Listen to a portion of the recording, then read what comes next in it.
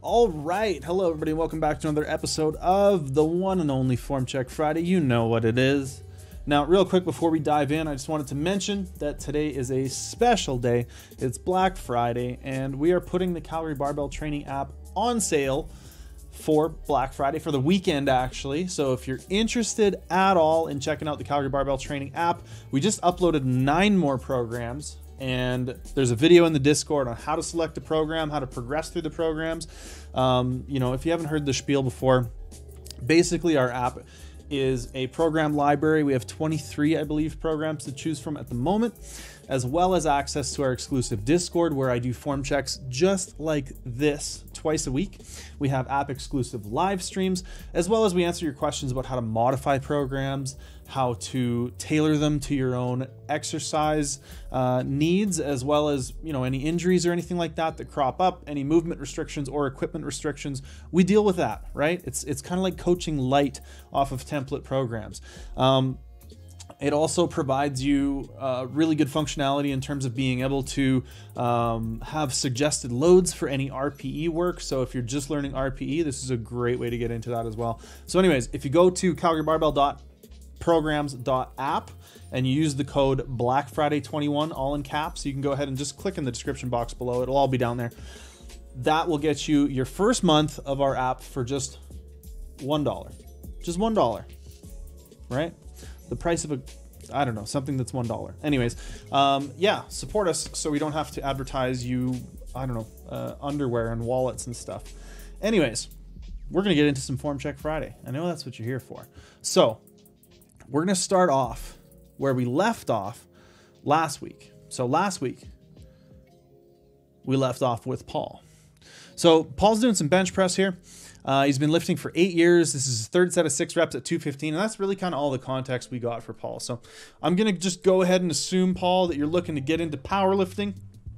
Otherwise, what are you doing sending stuff to the powerlifting guy, the powerlifter, if you will.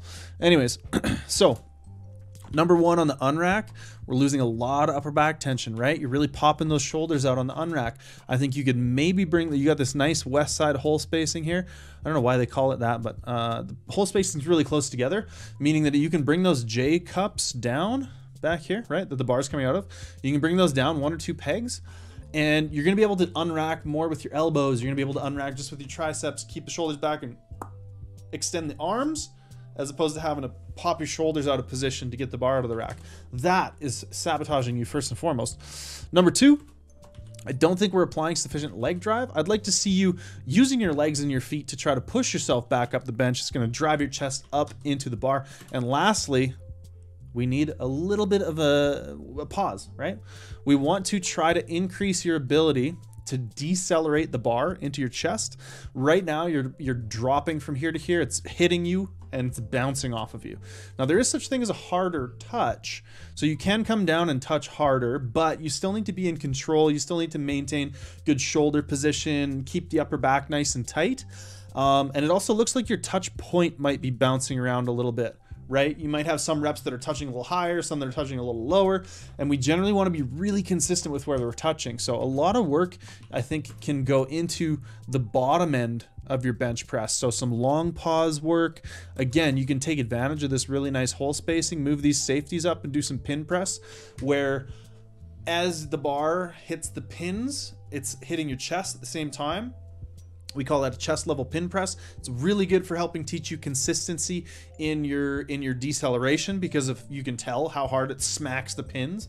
And it'll also teach you a really good sort of, it's a good self-limiting exercise, because if you mess up the bar path, it's gonna throw you off quite a bit. You're really gonna feel the effects of messing up the bar path. So I think, chest level pin press, long pause work, light touch work where you're specifically thinking about touching your t-shirt as opposed to really, the bar kind of slamming into you a little bit. I think any of those exercises will go a long ways, but hopefully there's enough suggestions in there to keep you progressing and moving forward. And best of luck with your bench there, Paul. Up next, we have Kuba. Hopefully I'm pronouncing your name correctly. But so Kuba's from Poland. He's 27. He's been powerlifting. So this is kind of like, bro, what the hell? So he's been training since October 2020. He did his first meet in May, and he went 250, 137 and a half, and pulled 300 at 105. Dude, you're freaking strong. I don't know what's in the water in Poland. This is nuts. Anyways, he says he's stuck at a 300 kilo deadlift. He did 310 with the deadlift bar and deadlift only, but again, that's a different sport, really. You know what I mean? Like, in a lot of cases, you can get up to 10% more out of a deadlift bar. Deadlift only, you're only doing one lift in the day. So I would just count that deadlift as like a different lift. Try not to compare your comp deadlift. You mentioned that you competed in the IPF affiliate there. So, you know, you're using a stiff bar. It's going to be very different than a deadlift bar. So just number one, take that into consideration. Now let's take a look at the deadlift. I don't know that I'm going to be able to tell you a whole lot here. We got him pulling 260 for reps. So again, super strong dude here. Okay. So we are getting a little bit stiff-legged. You can see as the bar comes off the floor, the hips are shooting up, the knees are straightening a little bit prematurely. So I think one thing I would do is I would work to try to keep your knees forward a little bit more as you pull. Maybe think about setting your hips down a little bit more. And given that you're a pretty advanced lifter, or at least like late intermediate, I don't know, you're friggin' strong. I would probably recommend something, again, more like an exercise, a self-limiting exercise. And what I'm going to recommend in this case is what we call a snatch grip deadlift, right? So you're actually going to grip out wide like this, and then I want you to go and pull conventional, like normal, but with a snatch grip. And what that's going to do is ideally you're going to have to sit your hips down a fair bit more, and it's really going to help you feel that sort of knees forward, that quad push, that starting the lift with knee extension, that leg press feeling. The snatch grip deadlift is something that I like to use for a lot of conventional lifters, especially when we're talking about trying to get the lifter to use their quads more, to be a little bit more patient, you know, however you want to put that. But I think that's something that could probably go a long ways for you.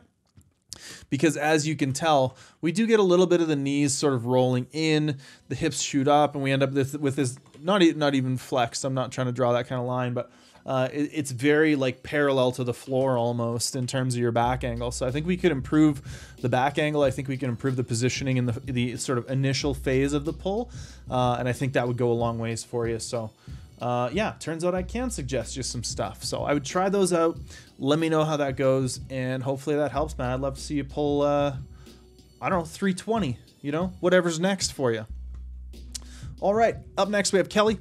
Kelly is 5'2", a 55 kilo competitor, and she says she struggles with the squat the most. So she said she's not sure what cues work. You know, I think that's a really common thing right now.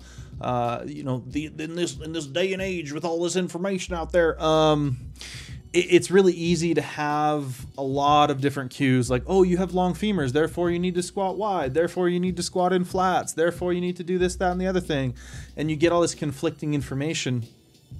And I think it can be really overwhelming if you're an earlier or intermediate lifter, a lot of the times, to figure out like, okay, what of these do I need to do? And what it boils down to is, number one, you can distill down the information that you're getting to an extent, right? You can rely on sources of better information as opposed to taking every piece of information. And what I mean by that is, okay, are we getting our information and cues and tips and advice from experienced powerlifting coaches that have been around doing this for a decade? Or you know, are we getting our advice from some guy who walks up to us in the gym and gives us unsolicited advice? And chances are, if it's the latter of those, you can probably just do away with that. Now, I'm not saying that those guys will never be right, but number one, unsolicited advice is stupid and shitty, and if you're that guy, don't do it. Just please stop.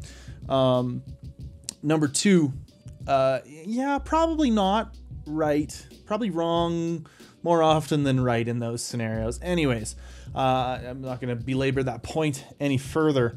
But what I am saying is, number one, distill that information down a little bit. And number two, any good technique advice or coaching is an exploratory process, right?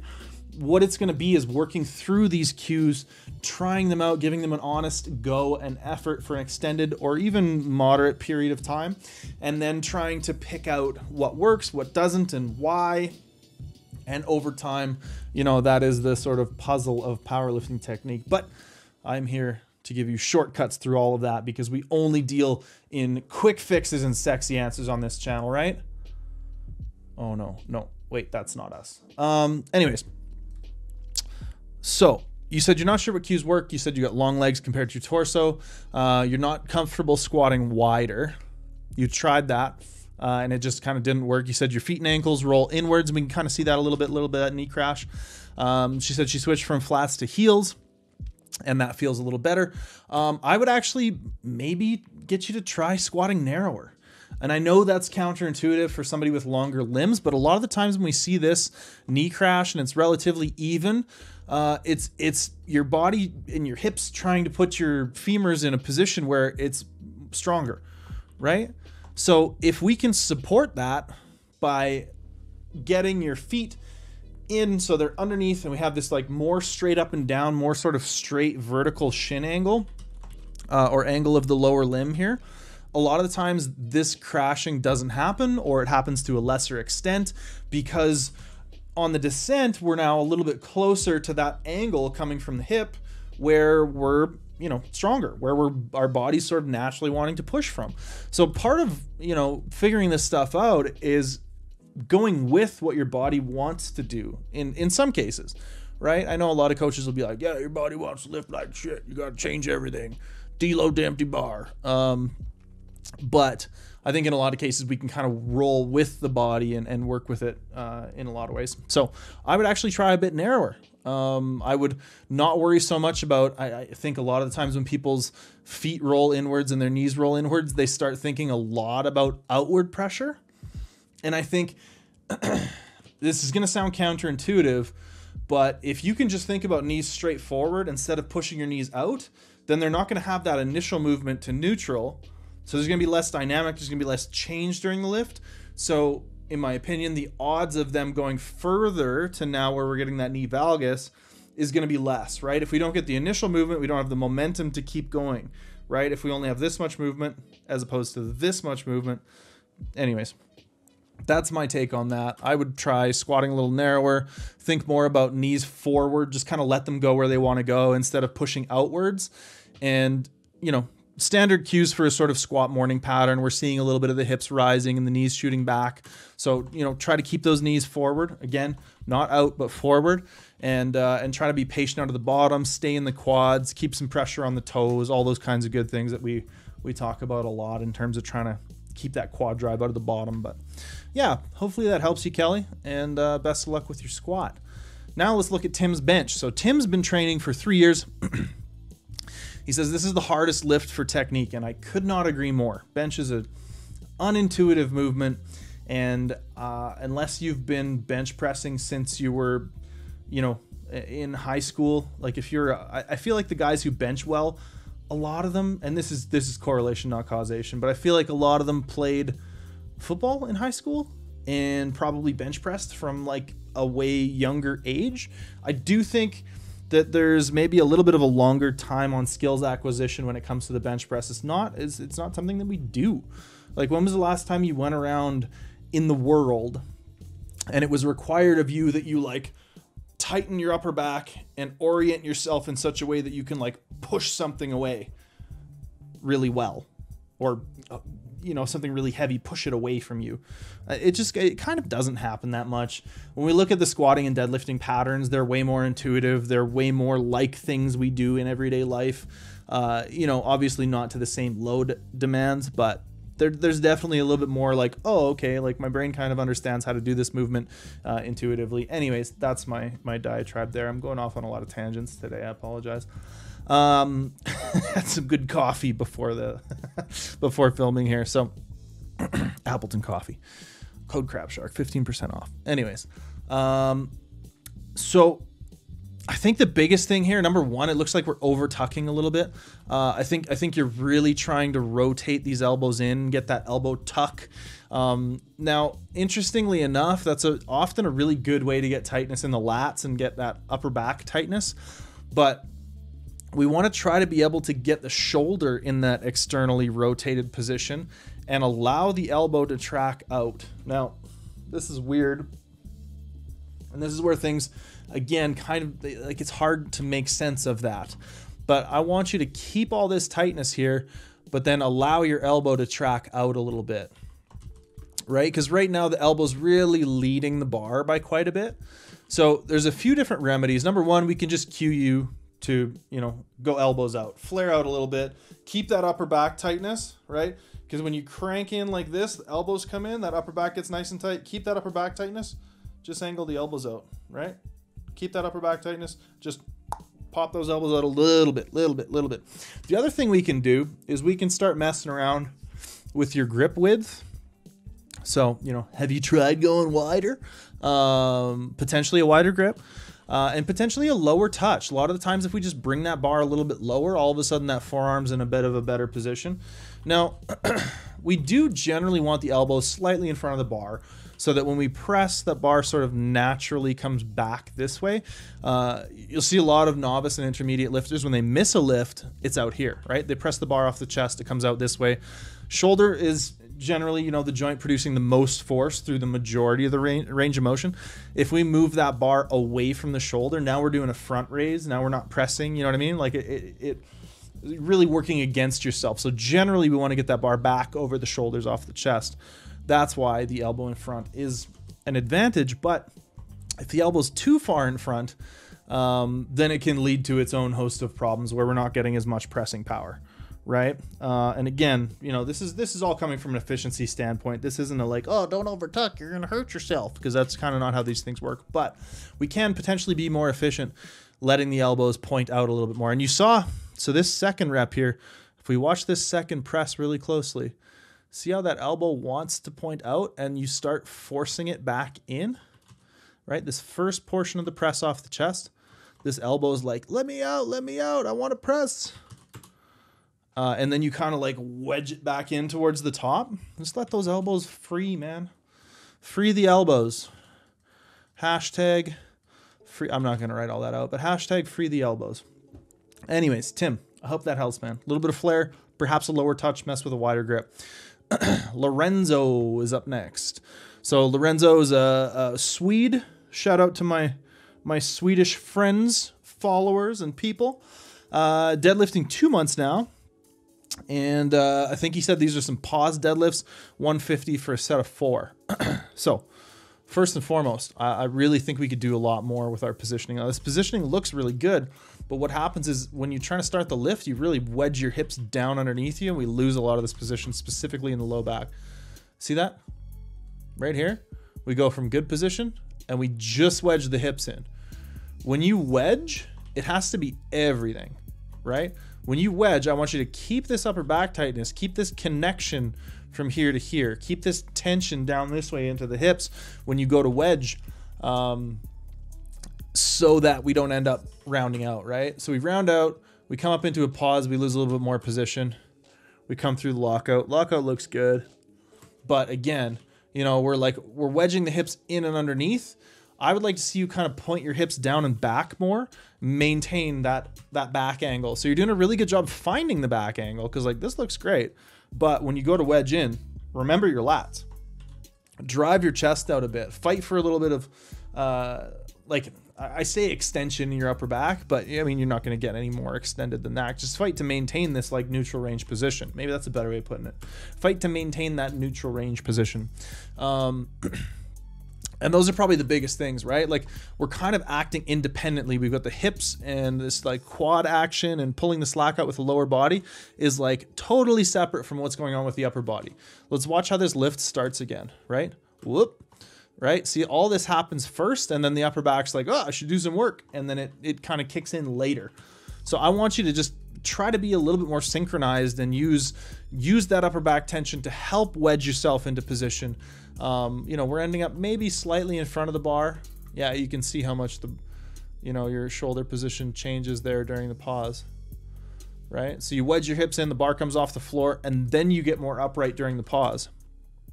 I'd like to see, again, just a little bit more consistency in how you're bracing from the start position through to the beginning of the lift. So I think that's probably the biggest thing. So if you can work on that bracing and try to have a little bit better like consistency from, okay, finding my back angle to now starting the lift, that's where we're going to find a little bit more success. All right. So our last lift here comes from Oskari. Again, apologies if I'm butchering your name. It's something that I do. So he's looking for some advice. Past 3-4 weeks to have some low back discomfort in the squats and in the mornings, sometimes with, you know, other daily activities. So this is 125 is 80% of his 1RM. And he was going for 6, but he kept getting, you know, increasing lower back discomfort. So he says he doesn't feel like he's doing anything wrong. He tries to stay nice and tight. He says he notices like a little bit of change in his low back as he goes through the movement. So he's seeing a little bit of the change in back position. So he's wondering, should he take it easy for a while, let his back rest for a couple weeks? He said he ran a program that had him squatting twice a week, heavy hypertrophy. Right now he's only squatting once a week. Been lifting for a couple years and would really like some feedback. Squat is his favorite lift. So I want everybody to go down into the comments section and give us some advice for Oskari. Let us know what maybe you've done in the past to help get through, you know, discomfort with your squatting movements. If you've had an issue like this, maybe just offer some encouragement, because sometimes, you know, we just need to like buckle in and work through some of this stuff, and sometimes it's not super easy. So, yeah. Anyways, let's leave any sort of constructive criticism we can in the comment section below. And I'm gonna remind y'all one last time. Today is Black Friday, and we have our Calgary Barbell app going for sale, up for sale. Use the code Black Friday. Sorry, yeah, is it Black Friday 21? Yes, Black Friday 21. The link is in the description box below. You get your first month for $1. It really helps support the channel. It's coaching from Calgary Barbell. It's all the good programming, all that good stuff. Anyways, I'm gonna stop talking. We'll see y'all next week, and we will be in the HQ soon. The new merch is dropping. We got lots in the pipelines. Yeah, we just need the opportunity to bring it to you all. Thanks for watching. See ya.